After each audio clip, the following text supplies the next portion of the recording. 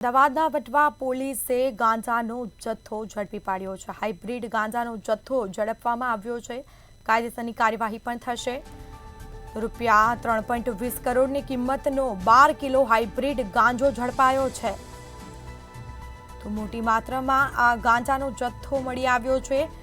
મોરબીના યોગેશ પટેલ પાસેથી ગાંજાનો જથ્થો મળી આવ્યો હોવાનું સામે આવ્યું। નિધિ અને સાયલી નામની મહિલાઓ સામે પણ ગુનો દાખલ કરવામાં આવ્યો છે। કરોડોની કિંમતનો આ ગાંજો છે અને આખરે મુદ્દામાલ પણ જપ્ત કર્યો છે। તપાસ થશે।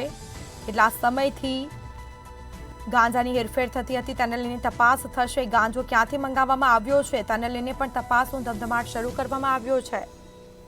તો કરોડોની કિંમતનો આ ગાંજો છે તે જપ્ત કરાયો છે। મુદ્દામાલ પણ જપ્ત કર્યો છે। વટવા પોલીસે હાઇબ્રિડ ગાંજાનો મોટો જથ્થો ઝડપી પાડ્યો છે।